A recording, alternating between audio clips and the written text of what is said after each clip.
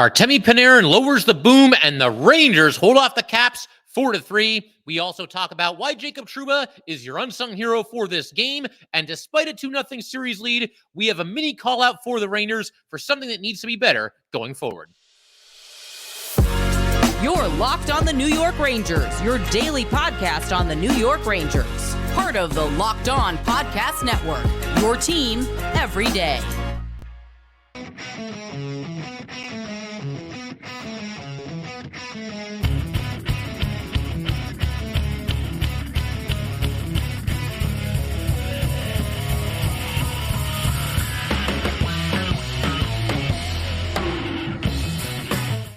Welcome back, Blue Shirts fans, to episode number 1053 of the Locked On New York Rangers podcast. I'm your host, John Chick. Just want to thank you guys, as always, for making Locked On New York Rangers your first listen every day. We are free and available on all platforms, including YouTube. And today's episode of Locked On New York Rangers is brought to you by FanDuel. Make every moment more. Right now, new customers get $150 in bonus bets guaranteed. That's $150, win or lose. Visit FanDuel.com/LockedOn to get started. And we are, of course, part of the Locked On Podcast Network, your team every day. So the Rangers, they take the 2-0 series lead. That's what's important. That's what counts. I think overall, they played well in this game. You'd like to see a little bit better of a start. You'd like to see a little bit better of a finish. Everything in between, though, I thought was mostly positive for the Rangers. I mean, they're taking too many penalties, but so are the Caps. The refs are all over the place.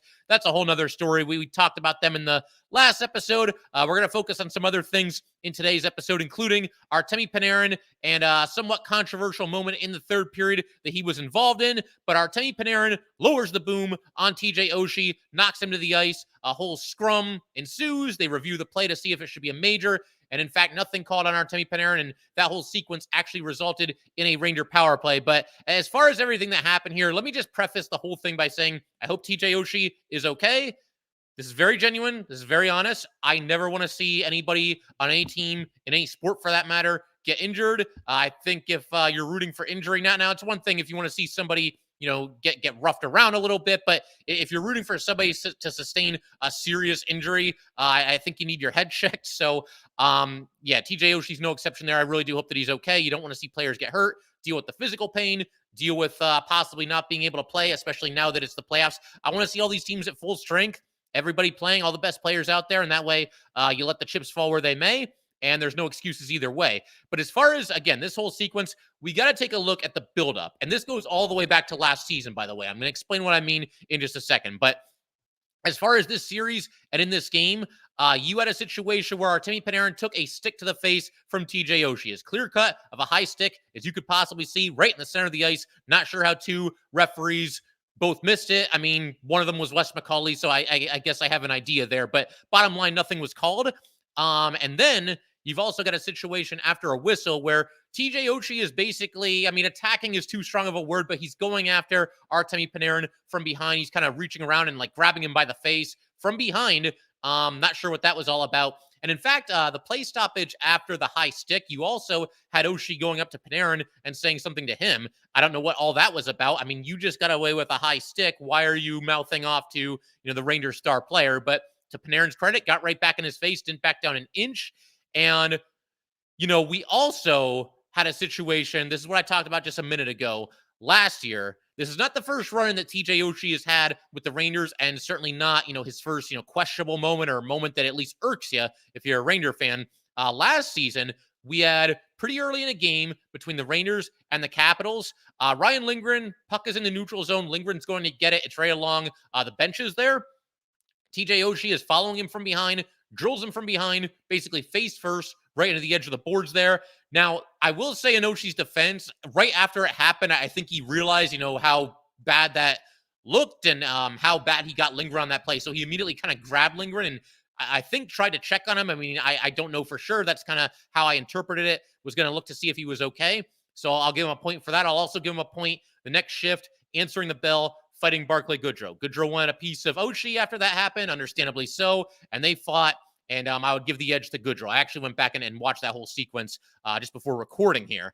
So there's a history here, and I just mentioned all the things that Oshie had done to Panarin thus far in this series, and now the receipt was finally due. The receipt came TJ Oshie's way. Panarin gets Oshie with a high hit, in the third period, a little bit less than halfway through the third period, just tattooed him. To me, and you can say I'm Ranger bias or whatever you want to say, but to me, and a lot of the commentators agreed with this, a lot of analysts agree with this as well. This to me looked like it was through the body. Oshie was also lunging forward, so that didn't help. Panarin was looking to go shoulder to shoulder or shoulder to chest. He initially made contact there, went up a little bit higher, and he did get him in the face. And so obviously a scrum ensues right after this. You've got, so what happened? So let's try to remember everything here. So McMichael basically went after Panarin, attacks Panarin, gets him down on the ice, and you've got Lafreniere jumping on McMichael, coming to his defense. Adam Fox is in there as well. You actually had a play going on the other side of the ice. Ovechkin was down there, Lindgren was down there, and Lindgren was basically having to, I won't say fight because, the gloves didn't drop or anything, but Lindgren was mixed up with Ovechkin, and I forget who the other Capital was there. There was so much going on. Actually, Igor gave that Capital a shove on his way to the net right before, the whistle, or right after the whistle, I believe it was. But the bottom line, a lot going on here. And then you've got Tom Wilson saying something to Matt Rempe. Matt Rempe was on the bench, of course, while Wilson was mouthing off to him. And Rempe's just there laughing at him. I love it. It's one of those things where it's like, keep talking kind of a thing. The Rangers were in control of this game. They had the lead at this point in the game. And there was no real reason for Rempe to drop the gloves or anything like that. Maybe in game 3, if Wilson wants to step to Rempe, I don't think Rempe would say no. But to, keep the focus on everything happening with Panarin here and the hit and was it dirty? Was it clean? This and that. To me, it's a clean hit. You could say I'm Ranger bias, but there's a lot of, chatter on social media coming from Caps fans. I have to assume all these people are Caps fans because what other fan of what other team would defend Tom Wilson? But there's a lot of people talking about how, there's such a double standard. You're saying that's a clean hit by Panarin. If Tom Wilson did that, you'd say it's dirty, and you'd say he should be fined for that. Yeah, you're damn right. And here's why. Because at a certain point, players get a reputation. And more often than not, that reputation is well-earned and well-deserved, good or bad. Tom Wilson has long ago given up any benefit of any doubt for anything he does on the ice. He has had dirty play after dirty play after dirty play, suspension after suspension after suspension. It never stops. It's always something with this guy. He is bar none the dirtiest player in the NHL. I don't even think it's up for debate. Artemi Panarin has never had a moment, to my knowledge, and if I'm wrong about this, show me a clip. You can find it on YouTube, do a search. I don't think Artemi Panarin has ever had a moment where it's even borderline, where it's even slightly questionable of whether it's dirty or not. And Panarin's been in this league for more than a decade now. So that's quite the, extensive track record there. And obviously, he's not somebody that's known for dirty hits. So yeah, Artemi Panarin does get the benefit of the doubt in a situation like this. Rightfully so. Tom Wilson will never get the benefit of the doubt in a situation like this, in any situation from now until the time he finally mercifully hangs up his skates. And also, rightfully so. Tom Wilson does not get the benefit of the doubt. Artemi Panarin does. And if you think that's a double standard, too bad. Look at the track record of both players. You've also got fans really from both teams. We got to be fair here. Ranger fans and Capital fans both complaining about the refs. They've been bad. There's no two ways about it. You get ticky-tack calls on both teams. You've got obvious missed calls on both teams. But there were some really blatant penalties on the Capitals in this game that just did not get called. Cooley was elbowed in the face by Wilson. You had Mika Zibanejad being blatantly tripped while he was going toward the net. That was not called. And the aforementioned situation with Panarin where he caught a high stick to the face. All three of those are blatant, clear-cut, not up for debate penalties. Not a single one of them was called. So bottom line, I don't want to hear anybody complaining about the refs favoring the Rangers. I don't think they're favoring anybody. I think they've just been flat out bad, if we're being honest here. But Panarin had the big hit, and the Rangers, again, something else we got to call some attention to here. They played very physical. They took the Capitals game, and for the second straight game in a row, kind of threw it right back in their face. They out-hit the Capitals by a large margin for the second straight game. Game 1, the final hit count was 33-21 in favor of the Rangers. Game 2, your final count is 35-26 in favor of the Rangers. You got Rempe with 7 hits in just 7:34 of ice time. Trocheck with 5 hits, Kakko with 3, Trouba with 4. So good stuff all around. But to bring everything back to Panarin here, I'm going to leave you guys with a pretty funny tweet that I saw after this game, or it might have even been this morning. I'm not really all that sure. But this is a tweet from somebody with the username of King Bleeping Henrik on Twitter. Now, I'm going to go out on a limb here, and take a guess and just assume that this is not, in fact, the real Henrik Lundqvist. But be that as it may, still kind of a funny comment here. This person, whoever it is, tweeted, Panarin has been threatened and blackmailed by the Russian government. Do you really think he's going to let some guy named TJ bother him? So that got a laugh from me, and I apologize to all the TJs out there if you caught a stray there, but that tweet was just too good not to share. One of the funnier tweets that you'll see involving the Rangers pretty much all season. So going to keep everything rolling in just a second. I want to shift our attention to Jacob Trouba. I thought he played just an outstanding game for the Rangers, just a blue-collar effort from the Ranger captain. We're going to give him his flowers, give him his props in just a second. But first, we definitely would like to let everybody know that today's episode of Locked On New York Rangers is brought to you by eBay Motors. Passion, drive, and patience. The formula for winning championships is also what keeps your ride or die alive. eBay Motors has everything you need to maintain your vehicle and level it up to peak performance. Superchargers, roof racks, exhaust kits, LED headlights, and more. Whether you're into speed, power, or style, eBay Motors has got you covered. With over 122 million parts for your number one ride or die, you will always find exactly what you're looking for. And with eBay Guaranteed Fit, your part is guaranteed to fit your ride every time or your money back, because with eBay Motors, you are burning rubber and not cash. With all the parts you need at all the prices you want, it's easy to make your car the MVP and bring home those huge wins. Keep your ride or die alive at ebaymotors.com. Eligible items only. Exclusions apply. eBay Guaranteed Fit only available to U.S. customers. And today's episode of Locked On New York Rangers is also brought to you by FanDuel. It's playoff time in the NBA and in the NHL.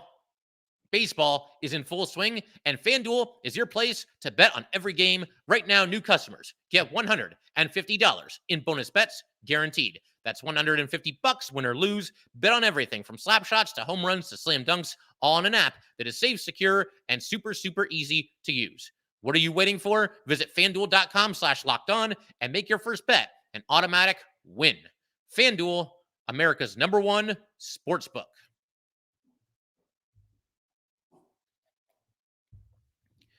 The Locked On NFL Mock Draft is available now. Find the ultimate 6-episode series on Locked On NFL Draft to hear who the local Locked On experts are picking for every NFL franchise, with live reactions from local college football experts and even the fantasy football angle. The Locked On NFL Mock Draft, available now on Locked On NFL Draft on YouTube or wherever you get your podcasts. All right, so let's go ahead, keep everything rolling here, continue to have some fun, kind of basking in the afterglow of this Ranger win here. Again, it was not perfect, but in the playoffs, you're going to have to find, a way to win some games, and you're not always going to be at your best, and you just got to find a way to grind and hang on in the end, and the Rangers did all that. But I want to shift our attention right now to the unsung hero of the game, at least for me. There were a couple good candidates. I'm going to go with Jacob Trouba. Now, he did take a penalty in this game, but so did almost literally everyone else. There were 11 power plays doled out in this game. I believe the final count was 6 for the Caps, 5 for the Rangers.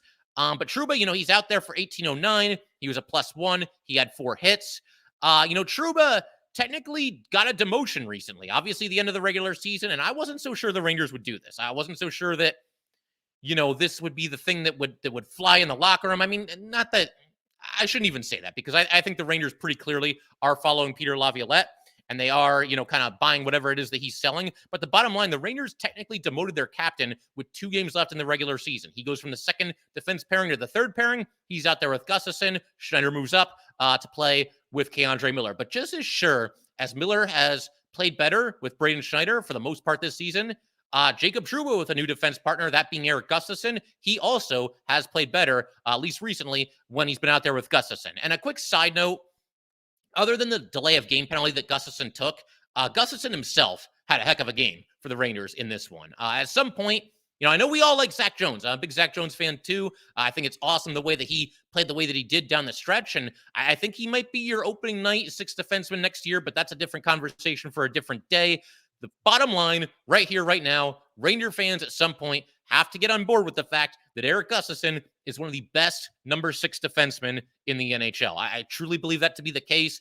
I mean, if I'm off the mark here, you guys let me know. You point to this defenseman on this team, that defenseman on that team. I know the Canes have a bunch of great defensemen, and certainly other teams in the NHL playoffs do as well. But bottom line, I don't think there's that many number 6 defensemen that are a whole lot better than Gustafsson. But back to Jacob Trouba here. I mean, he's out there. He's hitting the whole game, both games. He's breaking up passes. The second period, he had a great second period specifically. Trouba on the same shift had a big hit behind the Ranger net, and then he also went down to a slide to block a pass. And if this pass gets through, it's going to a pretty high danger area. I mean, never say never with Igor. I mean, certainly he can make a nice save, or maybe, the shot doesn't even get away. That's possible too. But the bottom line, I don't want to find out. Jacob Trouba went down, made a great block of a pass by sliding across the ice there. And then later, and this was after the delay of game penalty on Gustafsson, Capitals go to the power play. Rangers are up 3-2 at this point in the game.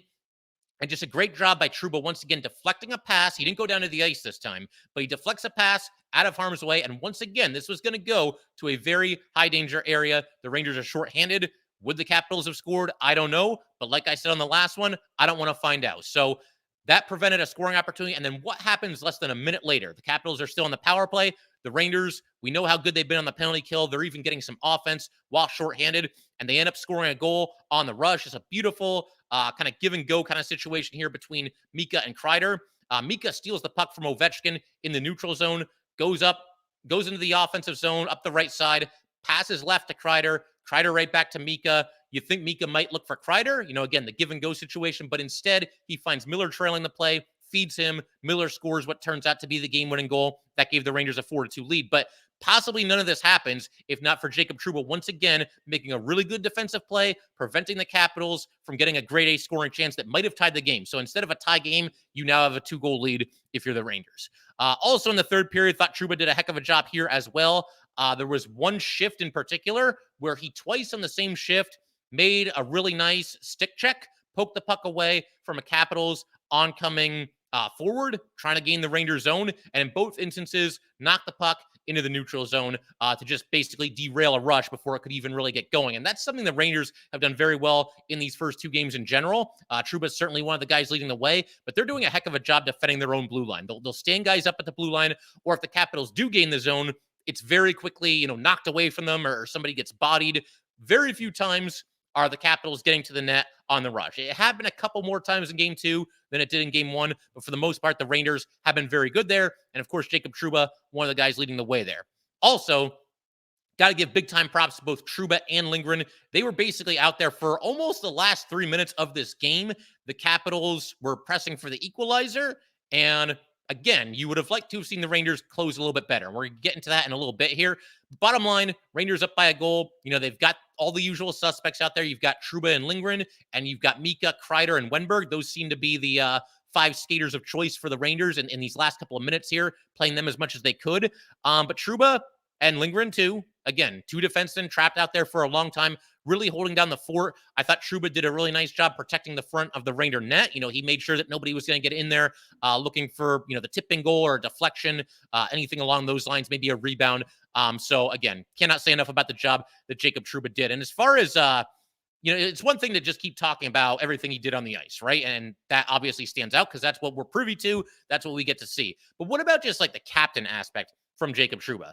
Now, again, game two was not perfect. I think a better start and a better finish, as I said earlier, in particular, would have been really nice to see from the Rangers in this game. But the Rangers have looked ready to go. They had a long layoff, and obviously, there is obviously very high expectations. They're the President's Trophy winning team, best record in the NHL. This team looks ready to go. They have a lot of jump, a lot of energy, a lot of intensity, a lot of physicality. And when the team looks ready to go, the captain deserves some praise, just like, he's going to catch some flack if the team doesn't look ready to go. That just comes with the territory when you've got the C on your sweater.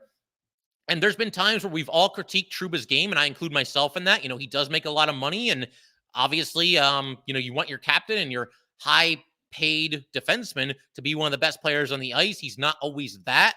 But for the most part, I think Trouba usually does show up when the Rangers need him. And for all the critiquing we can all do, and there's a lot of people who are harder on Jacob Trouba than I've been, but there's times where I've critiqued him as well. Look, the one aspect that I've never questioned, I've never wavered on it for a second, that dude is the New York Ranger captain. And in a literal sense, of course, that's true. But when you look kind of between the lines a little bit, again, he's the guy going out there, establishing a physical tone. He's the guy being very accountable. He just seems like the guy that he's the conductor of the train, right? And he keeps the train on the tracks. He keeps the Rangers moving forward. And the Rangers all season continue to play with urgency. You'll have the odd game every once in a while where the Rangers can't find that extra gear, but that happens to every team in the NHL. for the most part, the Rangers all season, they were on top of their game. They came ready to play, and they found ways to obviously win games no matter what the situation was. And to me, whoever your captain is, that person deserves a lot of credit for that. And Jacob Trouba is no exception. So he's done a heck of a job this year. And playing, I think if you look at the last 2 regular season games and these first 2 playoff games, playing about as well as he has played all season. He was shaky when he got back from the injury, but he seems to have figured it out recently. And obviously, very good timing for that if you're a Ranger fan and also a Jacob Trouba fan. So we're going to keep everything rolling in just a second. I do have a mini call out of the Rangers, something that I think needs to be better.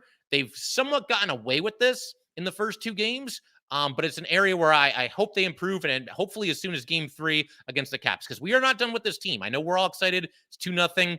Rangers are in the driver's seat, but there's still work to be done here, and there is an area where I think the Rangers need to be better, and I think eventually will be better. So we'll get to that in just a second. First, though, definitely want to let everybody know that today's episode of Locked On New York Rangers is brought to you by Sleeper. It is almost, or it's well past the regular season, and we are now into the postseason. But regardless of where the Rangers are in the current standings, I want to remind you that you could win big by playing daily fantasy hockey on Sleeper, the official daily fantasy app of the Locked On NHL Network. Sleeper is our #1 choice for daily fantasy sports, and especially daily fantasy hockey, because with Sleeper, you can win 100 times your cash in daily fantasy hockey contests. All you have to do is pick whether studs like Panarin or Lafreniere or Mika or Igor will record more or less than their sleeper projections for things like goals, assists, saves, plus, minus, and more in a given game. To win 100 times your bet on Sleeper, you need to correctly predict the outcome of 8-player stats. You heard me, Ranger fans. You can win 100 times your money playing daily fantasy hockey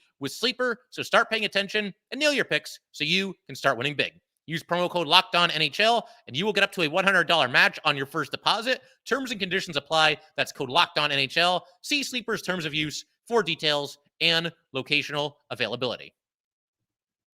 And today's episode of Locked On New York Rangers is also brought to you by Indeed. When you're drafting your fantasy team, do you ever wish you could handpick the best stars for your business team? If you're building your talent roster, you need Indeed. Indeed is the hiring platform where you can attract, interview, and hire all in one place. Don't spend hours on multiple job sites looking for candidates with the right skills when you can do it all with Indeed. Find top talent fast with Indeed's suite of powerful hiring tools like matching, assessments, and virtual interviews. Hate waiting? Indeed's U.S. data shows over 80% of Indeed employers find quality candidates whose resume on Indeed matches their job description the moment that they sponsor a job. Indeed knows when you're growing your own business, you have to make every dollar count. That is why with Indeed, you only pay for quality applications that match your must-have job requirements. Visit Indeed.com/lockedon to start hiring now. Just go to Indeed.com/lockedon. Indeed.com/lockedon. Terms and conditions apply. Cost per application pricing not available for everyone. Need to hire? You need Indeed. Okay, so let's wrap up this, post Game 2 episode here. Obviously, Rangers up now 2-0 in the series. I do have a little mini call out for the Rangers, and I'm not going to kill them for this, but the one slight issue that I'm seeing in these first 2 games is the Rangers just cannot land that knockout punch. The Rangers, I think coming into this series, most people would agree, the Rangers are certainly the favorite here. Nothing is guaranteed in the playoffs, especially the Stanley Cup playoffs. We know that, and we know there's still a long way to go in this series. It's not over until somebody wins 4. Rangers have not done that yet. Hopefully they do it sooner rather than later. We'll see how it all shakes out. Obviously, a big Game 3 coming up on Friday. But first 2 games here, Rangers struggling to find that KO punch. Now, in Game 1, they technically did get it because they were up 3-1 for a long time in that game. And then with just under 4 minutes to go, Caps are kind of pressing and taking some chances and trying to get some offense. They got to score 2 goals in less than 4 minutes. So obviously understandable why they would do that. But you've got Mika Zibanejad getting to a puck and then springing Chris Kreider. Just a perfect pass by Mika. Kreider up the ice, uses that speed. There's a defender behind him, but they're not going to catch Kreider. He gets to the doorstep, makes the move that he always makes, tucks the backhand home, and scores and makes it 4-1 Rangers. So that was the KO punch there. But again, it occurred with less than 4 minutes to go. Before that happened in Game 1 for the Rangers, they missed a couple of chances to really get that dagger. Several chances, in fact. You had Kakko. He goes in the third period when it was 3-1 Rangers, kind of early in the third, rings a shot off the post. We had Will Cooley getting a couple of stuff-in chances from the doorstep. I didn't realize how close Jimmy Vesey came to scoring the Rangers' third goal from the fourth line in this game. But basically, there was a scramble in front of the Caps net and the puck's there and Veezy's reaching for it, has a chance to, fully extend and maybe tuck the puck into the net. It goes just wide of the pipe. So he just missed there. Again, just a little bit wide, a couple inches more to the left, and that's probably in the net. And again, I love the Ranger third period in game one. And I said that in our recap episode, but the KO punch a little bit earlier than the Rangers got it would have been really nice. Certainly was not for a lack of effort, but elite teams, elite NHL teams, Stanley Cup winning teams, they find a way to deliver that knockout punch. And it took the Rangers a long time to get it because, they were up 3-1, felt like they were mostly in control, defending well. Igor had his A game, but that KO punch, that game was 3-1 for a long, long time. And then eventually Kreider made it 4-1 with a little bit less than 4 minutes to go. And then as far as game two is concerned, the Rangers never got the KO punch, despite plenty of chances to do so. They were up 4-2. You get the big hit from Panarin that we already discussed. The Caps are reeling. They're back on their heels. The Rangers, again, with 2-goal lead, up 4-2 in the third period, they get basically back-to-back power play chances with about 13 minutes to go. They very briefly went back to 5v5 for, probably less than a minute. And then the Rangers were right back on the power play, and the Rangers were not able to score on either power play. Now, to be fair, the Rangers in this game had a good night overall on special teams. They scored 2 power play goals. They also scored a shorthanded goal. The Caps got 2 power play goals. But again, the refs were calling so many penalties. Sooner or later, both teams are going to, score on the power play. But the bottom line, the Rangers, again, they had a chance for the knockout punch here. The 2 straight power plays with about 13 minutes to go. Couple of good chances, but the first power play was really not that good for the first unit. And in fact, Peter Laviolette, during a stoppage, less than halfway through the power play, actually took the first unit off, put the second unit on, and let them finish the man advantage in that situation. The second unit, got some good puck movement. And the second unit actually got a goal from Jack Roslovic earlier in the game as well. And that, bar none, that gave the Rangers the lead. That, bar none, the biggest moment that Jack Roslovic has had since coming over to the Rangers. And hopefully that loosens him up and gets him going a little bit. But as far as this sequence, again, the Rangers unable to convert on the first power play. And then you get a situation where Charlie Lindgren was really careless with the puck and Goodrow crashed the net, almost stuffed it home. But the Rangers were buzzing after this. And again, it feels like the KO punch is on the way. And then the Capitals take a penalty, during this this barrage by the Rangers because they were all set up in the offensive zone. And now the Rangers are on the power play. And okay, here it comes, right? This is the power play that the Rangers are going to convert. It's basically their second one in a row. And the Capitals are really back on their heels at this point. And unfortunately, 39 seconds to go in the Ranger power play, you get a really bad penalty on the Rangers. Too many men is always a bad penalty, but you've got guys jumping on the ice, jumping off the ice. Nobody knows what's happening. Cannot make a mistake like that in this kind of a situation in the playoffs. And eventually, they skate 4 aside for 39 seconds. The Caps get their power play, and they're able to convert on a deflection. And just like that, again, the Rangers had so many chances to make this game 5-2. Just like that, it's 4-3, and there's more than 8 minutes to go. And because we're Ranger fans, nothing can ever be easy, and we have to sweat everything out down the stretch. Now, again, credit to the Rangers because you're going to have to overcome some mistakes in Stanley Cup playoff hockey. If you're going to win 16 games, not all of them are going to be a complete work of art. And I think, Igor certainly deserves some credit. He made some tough saves in this game, made some tough saves down the stretch. We already shouted out Trouba and Lindgren for the job that they did. They were out there for basically the final 3 minutes of this game. But with all that said, yeah, I think we all would have liked an earlier KO punch. We didn't get a KO punch of any kind in game 2. Game 1 would have been nice if it happened a little bit earlier. And just going forward, just be nice to see the Rangers get that killer instinct and find that knockout punch because that's what the truly elite teams do. That's what Stanley Cup winners do. And it's not to say the Rangers can't do that. It's only been 2 games. But yeah, let's see them do it as soon as game 3 Friday night. That would be awesome to see. Now, I will say, the flip side of everything I just discussed is that the Rangers are the team that nobody else can land the KO punch on. We've seen evidence of that, going back however many years you want to go back, really.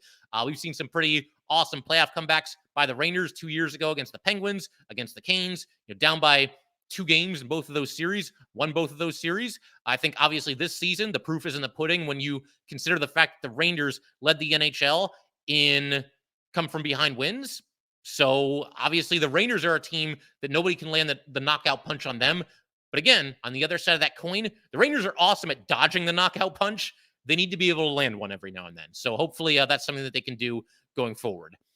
Figure we can call it there. The only other thing I wanted to mention is that we do have a second here. So the winner of the Locked On New York Rangers Fantasy League for the third straight year is me. So you know what? Smack talk, something, smack talk. But I do have to give a big shout out to the Aussie Troubadours, coached by Ryan. Ryan is the league runner-up this year. We had a battle in the championship round, and Ryan is going to be a guest on an off-season episode of Locked On Rangers. So Ryan, congratulations, man. And obviously, hopefully, pretty soon we're celebrating. We can do an episode together, and hopefully at that point we're celebrating a Rangers Stanley Cup win. Long way to go before that happens, but so far so good for the Rangers in the playoffs. And then just the schedule for the rest of the week. Gonna have another episode dropping likely tomorrow, and then our fifth and final episode of the week. Gonna probably save it for after Game 3. I want to be able to talk about it, either Friday night, Saturday morning. We'll see how it kind of shakes out there, but yeah, that's kind of the plans, and figure we can call it there. Once again, if you guys would like to get in touch with this podcast, please send an email to lockedonnyrangers@gmail.com. Once again, that is lockedonnyrangers@gmail.com. Definitely give us a follow on Twitter as well, @LO_NY_Rangers. Once again, that is @LO_NY_Rangers. And definitely subscribe to Locked On New York Rangers YouTube channel. Thanks again, guys. I will see you next time.